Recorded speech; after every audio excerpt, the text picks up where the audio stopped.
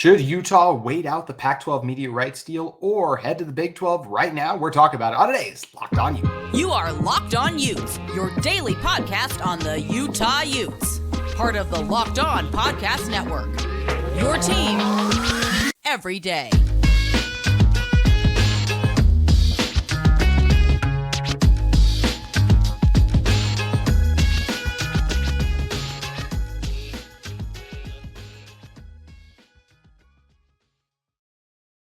Hello, everyone, and thank you for making Locked On Utes your first listen every single day. We are available on all platforms, including YouTube and wherever you get your podcast. My name is JT Wistrcill, former intern inside the University of Utah Athletic Department, and today's show is brought to you by our great friends at Birddogs. Today's episode is brought to you by Birddogs. Go to birddogs.com/LockedOnCollege, and they'll throw in a free custom Birddogs Yeti-style tumbler with every order. On today's show, we're talking everyone's favorite thing, conference realignment. Then we'll talk a little bit about one of the decision makers in that process, but not the main one, but still an important factor in Mark Harlan, Utah's athletic director, getting extended. A little on Utah basketball, and in order to help us do all of that, it's friend of the show, Josh Newman. And Josh, when just saying, should Utah wait out the Pac-12 media rights deal, or should they leave for the Big 12 right now? I feel like they should absolutely wait. I don't think there's this sense that an offer from the Big 12 would be pulled. I still believe the Big 12 would like to take Utah. I still think they'd love to have all the four corner schools.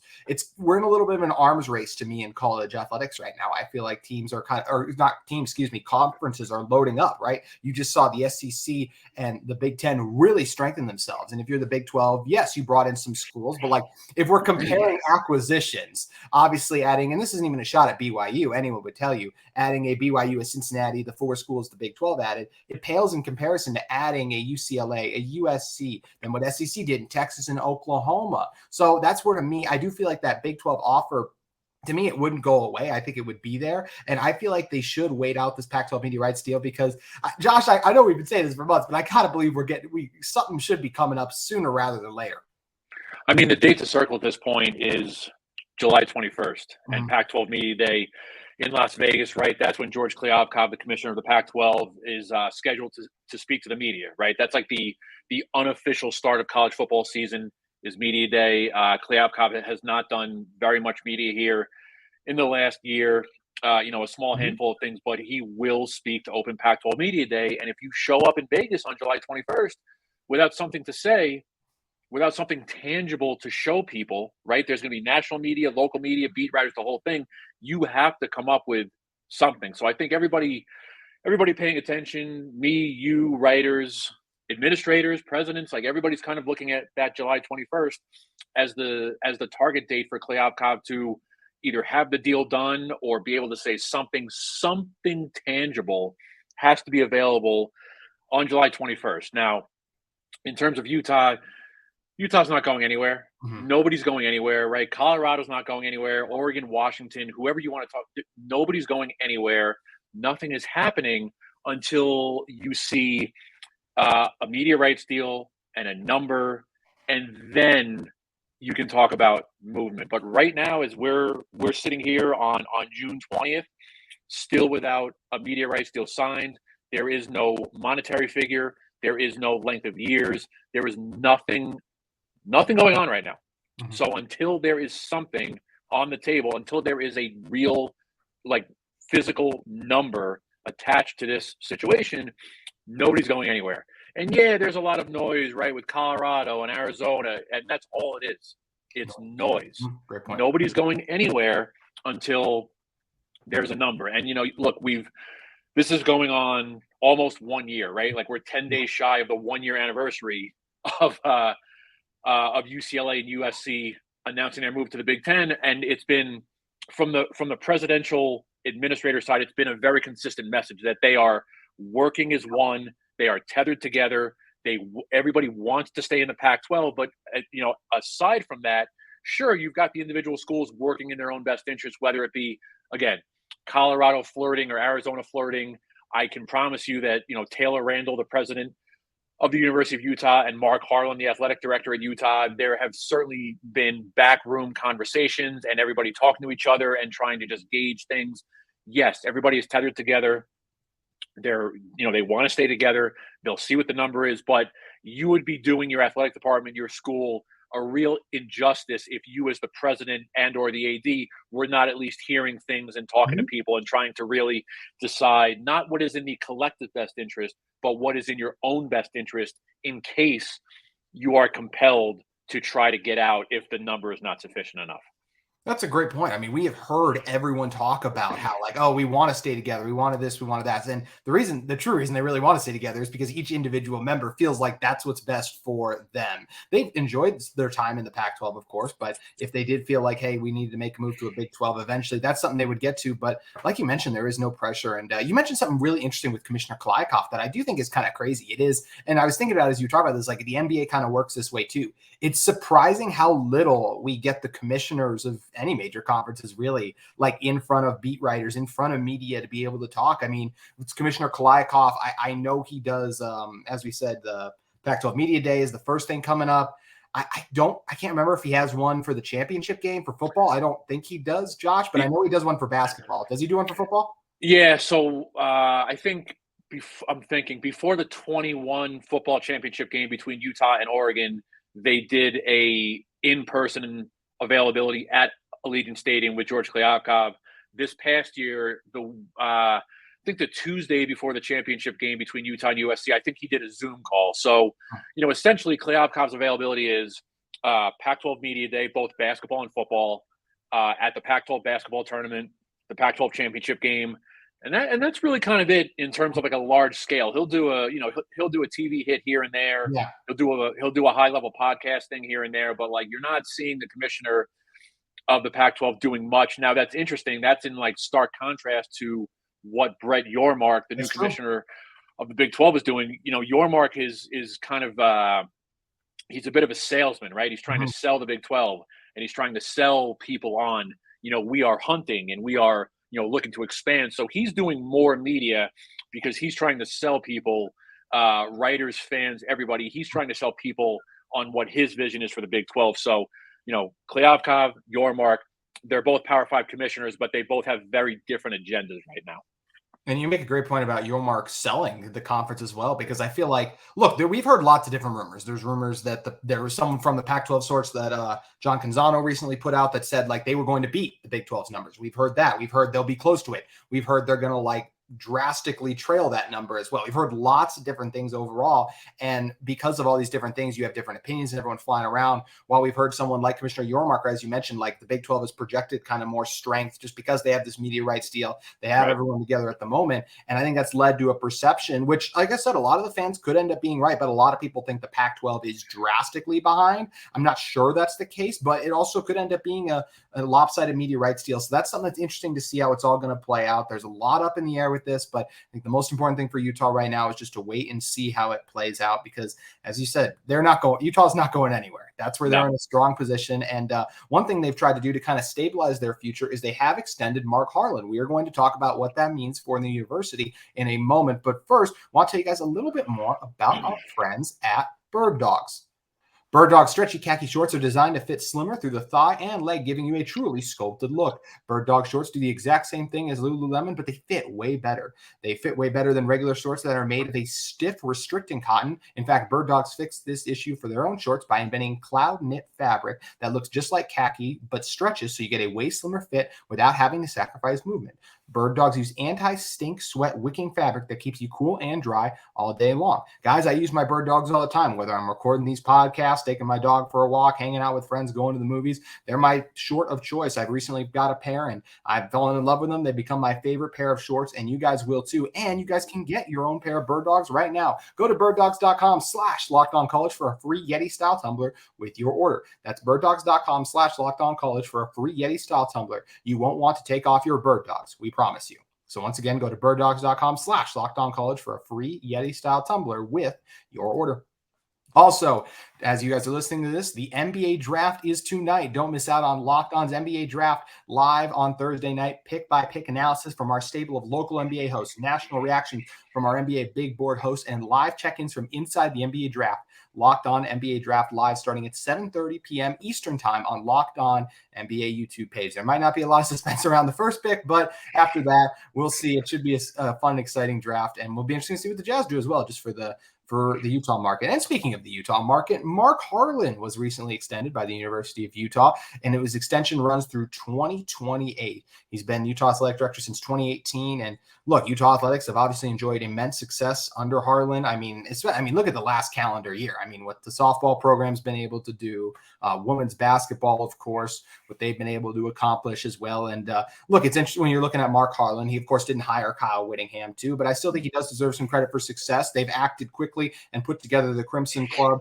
or Crimson Collective, so that works into things as well. I know men's basketball, we'll talk about them in a second. They haven't been at where they would like to be, but I still think that's another one where give it a little bit of time. I mean, they did enjoy that successful run to the Sweet 16 back in that one year, and I still like Craig Smith. We'll see how it all plays out for them. I think there's a lot of athletic directors who might have made a decision. Lynn Roberts, this team only won 5 games back in 2020, and he stuck by her, stayed with her. And since this women's basketball team has become not just a powerhouse in the Pac-12, but in the country as well. So, and of course, there's a number of other Utah athletic programs that are enjoying a lot of success right now, unlike they've seen in the past. So I absolutely think this was the right move to extend Mark Harlan, and especially with all the conference realignment uncertainty kind of going on right now, I think you want to have someone with experience here. And I also heard a rumor that USC was kind of looking at him too. I don't know how the validity of that, but I will say I just think it was great to get Mark Harlan locked in because I think he's done a really good job, Josh.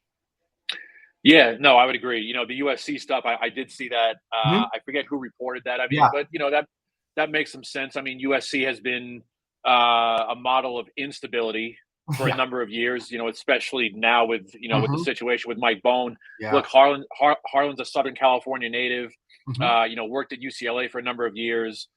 He's, he gives off an air of, stability and what's the word? Just very buttoned up, very solid with what he does. That would have made a lot of sense for USC, but I digress. The thing with a Power 5 athletic director, I mean, if you're going to be effective at this level of college athletics, you need to be doing a few specific things. I mean, you need to be able to raise money, and Harlan has done that. Mark Harlan has been able to raise a gigantic amount of money since he showed up here in 2018, and kind of connected to that. When things need to be built, you need to get things built, and Harlan has been able to do that, right? So just a quick scratch list without looking it up. In Harlan's time, Rice-Eccles Stadium got renovated during the pandemic, right? They finished the south end zone. The golf program got its own facility across the street from the Eccles Football Center. A baseball stadium is now moving forward under Harlan's watch. I want to say a lacrosse field or something with a soccer program. There were some capital improvements to those programs. So you have to raise money. Gymnastics as well. Right. That was the other one, right? Gymnastics, right? The Dumpke Gymnastics Center just finished up a $3.5 million overhaul under Harlan's watch. So, again, 2 very specific things that he's done: raise money, get things built. He's done a really good job of that. You alluded to this, JT. I think in this time right now where there is uncertainty and, conference realignment and the media deal, and nobody really knows what's going to go on here, I think you are better off having stability in the athletic director position, and Harlan, in his time here and extending him through close to the end of the decade, that represents stability at a time when there is some, instability, and you really have to have your ducks in a row. And look, Mark Harlan and his relationship with Taylor Randall, that's a strong president-AD relationship. Okay, Taylor Randall is I don't want to say a sports-centric president, but Taylor Randall certainly understands, the economics of athletics and what athletics can do for the university as a whole. I think Taylor Randall a few months ago noted that, they had never had more deposits for a freshman class than this incoming freshman class now, had never had, more applicants. And that has a lot to do with the football program and the Rose Bowl and the visibility of Kyle Whittingham's program. And of course, that's under Mark Harlan's direction. So, big picture, macro, micro, whatever you want to call it, however you want to look at it, I think Harlan has done a very effective job since showing up. And I think it makes all the sense, again, in this time frame, to extend Mark Harlan, and they got him. That USC thing was interesting. I completely understand it, but I do think on a personal level, I do think genuinely that Mark likes Salt Lake City. I think he likes raising his kids here, right? He's got one kid. I think his daughter is getting ready to graduate high school. He's got a son who I believe is a freshman or sophomore in high school. He's raised his kids here essentially, for a while now. So I think he likes the idea of having his family here and being able to raise his kids here. Yeah, and it's a very you just see them you see him with his family a lot at the Always. as well. They enjoy going to the different games. And you mentioned President Randall too. He's been especially football is harder to find just because the venue's obviously so spread out. Right. I've seen him at a number of basketball games. So there is a support there, which is a very welcome thing. Not every president, now I will say most Power Fives do, but not every president supports their athletic programs the way that President Randall does. So I think that is a positive thing for the university overall. And look, as we mentioned, I mean, all these athletics programs have enjoyed immense success under Harlan, and it is amazing, Josh, just in today's world, how important it became, that ability to raise money. I mean, that is something we're talking about NIL now and the impact it's had on college athletics. I think that's a real plus for the university that you have an athletic director in Mark Harlan, who you've been able to kind of guide these programs and help them achieve this success. It's exciting that renovations wise, especially a lot of things. I think they announced plans as well for a new football practice facility, an indoor. That's another one that I forgot. Yeah, they're in the middle of trying to raise like $62 million. They were able to get that bonded through the legislature. That, again, that's under the athletic director's watch. That's a major, major piece of the puzzle in terms of athletics and capital projects and trying to keep up with the facilities arms race nationally. That's a big one that I forgot. That's a huge piece of the puzzle for the football program and the athletic department, getting that new indoor football practice facility built. Yeah, you put and you mentioned the red zone as well, just getting more seats in for your football team that is kind of growing in popularity, and they have all their consecutive sellouts. We'll do a little bit of air quotes because for anyone who's been, you can kind of look up and see there's a couple people not up at the very top. It's like, we'll give them a pass. It's tickets distributed, JT. Yeah, in quotes, tickets distributed. Oh, exactly. And yeah, like we said, I think this is a good move for the University of Utah. It'll be interesting to see what Harlan and kind of President Randall, how they do handle the media rights thing. And I think we kind of mentioned the one, if you're looking at all the Utah programs right now, mentioned women's basketball, the success, gymnastics, obviously, football being another one. And, maybe with baseball, because you are building a baseball stadium itself, maybe that will help turn their kind of seasons and luck around because they were pretty down this year. I think the lone one of like the major sports that obviously isn't at the level that I think Harlan and everyone would like to see is the men's basketball program. They got off to an okay start last year, but then obviously the win against Arizona. It was such a bummer that win against Arizona, you knock off a top 4 team at home and a bunch of students couldn't be there because the very next day you're playing for a Pac-12 championship. Right. So, kind of got swept under the rug a little bit, but it also happened in December. And that feels like a long time ago, especially in terms of basketball and how we saw everything play out. They did not end the season the way they'd hoped for. They did get Brandon Carlson back, looking ahead to the team for the 23-24 season. But how do you feel about this Utah program with Craig Smith and the roster assembled right now? Because I feel like they're still kind of on pace for the rebuild. But the one thing, and this is also just where it's interesting in college basketball in general, is there's not a ton of recruits really coming in. But that's in general, it's kind of how basketball's kind of changed a little bit. I've been pretty bullish on the job that Craig Smith has done. Let's start with this. Utah gave Craig Smith a 6-year deal. Mm-hmm. There's a reason he got a 6-year deal. Yeah. Okay. Because when he walked in here, he was taking over a pretty sizable mess. Okay. The end of the Larry Krystkowiak days were not good. Okay. Recruiting had plateaued. I didn't think there was a ton of talent let me back up.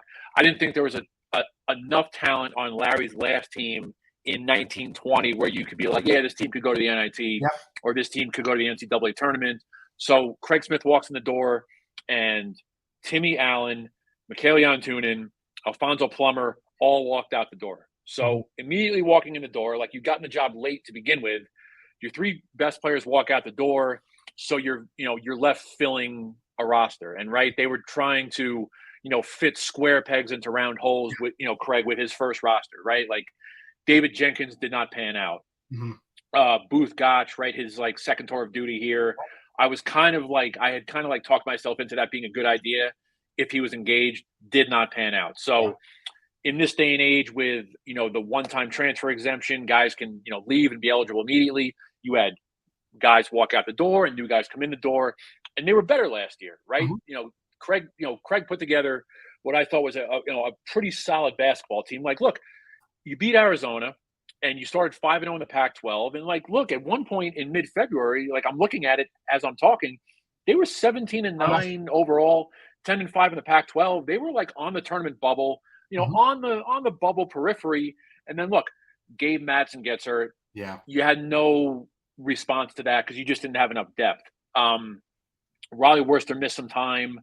He was your best option at point guard. I don't care what that end of the fan base says about Mike Saunders Jr.